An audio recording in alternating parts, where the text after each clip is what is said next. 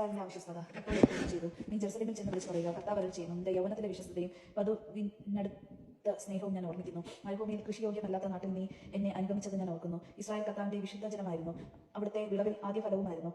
അതിൽ നിന്ന് ഭക്ഷിച്ചവർ വില കൊടുക്കേണ്ടി വന്നു. അവരുടെ മേൽ വിനാശം നിപതിച്ചു എന്ന് കർത്താവ് അരുൾ ചെയ്യുന്നു. യാക്കോബിന്റെ ഭവനമേ, ഇസ്രായേൽ കുടുംബത്തിന്റെ സകല ഭവനങ്ങളുമേ, കർത്താവിന്റെ വചനം കേൾക്കുവാൻ കർത്താവ് അരുൾ ചെയ്യുന്നു. നിങ്ങളുടെ പിതാക്കന്മാർ എന്നിൽ എന്ത് കുറ്റം കണ്ടിട്ടാണ് എന്നിൽ നിന്ന് നടന്നു പോയത്? മ്ലേച്ഛകരമായവയെ അനുധാവനം ചെയ്ത് അവരും മ്ലേച്ഛന്മാരായി തീർന്നു. ഈജിപ്തിൽ നിന്ന് മോചിപ്പിച്ച വിജനഭൂമിയിലൂടെ മരുഭൂമി പ്രദേശങ്ങളും ഗർത്തങ്ങളും വരൾച്ച ബാധിച്ച മരണത്തിന്റെ നിഴൽ വീണ നാട്ടിലൂടെ ഞങ്ങളെ നയിച്ച കർത്താവ് എവിടെയെന്ന് അവർ ചോദിച്ചില്ല. ഞാൻ നിങ്ങളെ സമൃദ്ധി നിറഞ്ഞ ഒരു ദേശത്ത് കൊണ്ടുവന്നു. അവിടുത്തെ ഫലങ്ങളും വിഭവങ്ങളും നിങ്ങൾ ആസ്വദിക്കുകയായിരുന്നു. അത് എന്നാൽ അവിടെ എത്തിയ ശേഷം എന്റെ ദേശം നിങ്ങൾ ദുഷിപ്പിച്ചു, എന്റെ അവകാശം മ്ലേച്ഛകരമാക്കി. കർത്താവ് എവിടെയെന്ന് പുരോഹിതന്മാർ ചോദിച്ചില്ല, നീതിപാലകൻ എന്നെ അറിഞ്ഞില്ല.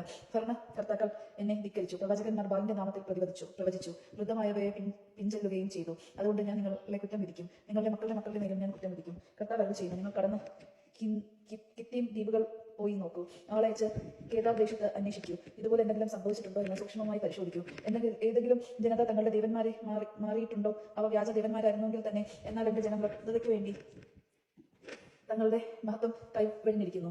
ആകാശങ്ങളെ ഭയന്ന് നടങ്ങുവിൻ, സംഭവിക്കുവിൻ, നെട്ടിവിറയ്ക്കുവിൻ. കർത്താവ് അരുൾ ചെയ്യുന്നു, എന്നാൽ എന്റെ ജനം രണ്ട് തിന്മകൾ പ്രവർത്തിച്ചു. ജീവിതകാലത്തിന്റെ ഉറപ്പായ എന്നെ അവർ ഉപേക്ഷിച്ചു. ജലം സൂക്ഷ്മിക്കാൻ കഴിവില്ലാത്ത പൊട്ടക്കിണറുകൾ കുഴിക്കുകയും ചെയ്തു. ഇസ്രായേൽ അടിമയായി ജനിച്ചവനാണോ? അല്ലെങ്കിൽ പിന്നെ എന്തിനാണ് അവൻ ആക്രമണത്തിനിരയാകുന്നത്? സിംഹങ്ങൾ അവന്റെ മേൽ ഗർജിച്ചു, അത്തിച്ചത്തിൽ അലറി. അവന്റെ നാട് അവർ മരുഭൂമിയാക്കി, അവന്റെ നഗരങ്ങൾ നശിപ്പിച്ച് വിജനമാക്കി. മാത്രമല്ല മെംഫിസിലെയും തഹ്പാനേസിലെയും ആളുകൾ നിന്റെ ശിരസിലെ കീടം തകർത്തു. യാത്രയിൽ നിന്നെ നയിച്ച ദൈവമായ കർത്താവിനെ ഉപേക്ഷിക്കൂ. ഇതുവഴി നീ ഇവയെല്ലാം സ്വയം വരുത്തി വച്ചില്ലേ? നൈൽ നദിയിലെ വെള്ളം കുടിക്കാൻ ഈജിപ്തിൽ പോകുന്നത് കൊണ്ട് നിനക്ക് എന്ത് ഗുണമുണ്ടാകും? യൂഫ്രട്ടസിലെ വെള്ളം കുടിക്കാൻ അസീസിയയിൽ പോകുന്നത് കൊണ്ട് നിനക്ക് എന്ത് ഗുണം ഉണ്ടാകും?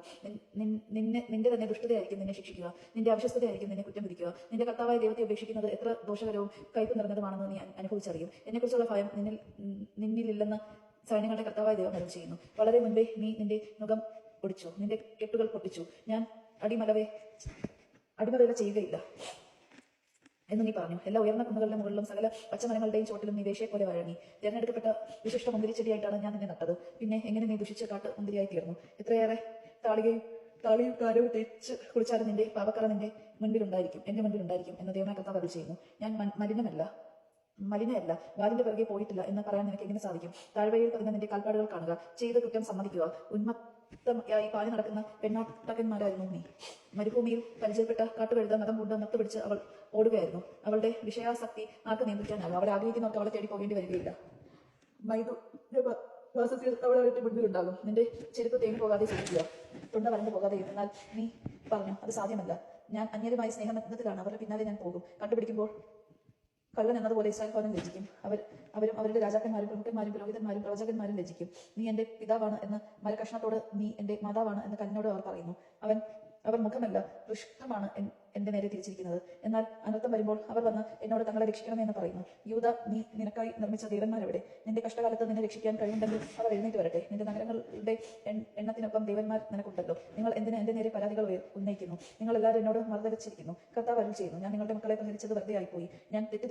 അവർ തെറ്റുതിരുത്തിയില്ല. ആർത്തിപൂണ്ട സിംഹങ്ങളെ പോലെ നിങ്ങളുടെ തന്നെ വാൾ നിങ്ങളുടെ പ്രവാചകന്മാരെ വിഴുങ്ങി. ഈ തലമുറ കർത്താവിന്റെ വാക്ക് കേൾക്കട്ടെ. ഇസ്രായേലിന് ഞാൻ ഒരു മരുഭൂമിയായിരുന്നു, അന്ധകാരം നിറഞ്ഞ ദേശമായിരുന്നു. അല്ലെങ്കിൽ പിന്നെ എന്തിനാണ് ഞങ്ങൾ സ്വതന്ത്രരാണ്? ഇനിയെങ്കിലും നിന്റെ അടുക്കൽ ഞങ്ങൾ വരികയില്ലെന്ന് എന്റെ ജനം പറയുന്നത്. യുവതി തന്റെ ആഭരണങ്ങളോ മണവാട്ടി തന്റെ വിവാഹ വസ്ത്രമോ മറക്കാറുണ്ടോ? എന്നാൽ എണ്ണമറ്റ ദിനങ്ങളായ എന്റെ ജനം എന്നെ മറന്നിരിക്കുന്നു. കാമുകന്മാരെ കണ്ടുപിടിക്കാൻ നീ എത്ര സമർത്ഥയാണ്! വേശ്യകളെ പോലും പഠിപ്പിക്കാൻ പോന്നവളാണ് നീ. നിന്റെ വസ്ത്രാഞ്ചലത്തിൽ നിരപരാധയായ പാവങ്ങളുടെ ജീവരക്തം പൂണ്ടിരിക്കുന്നു. അവരൊന്നും ഭവന ഭേദം നടത്തുന്നതായി നീ കണ്ടില്ല.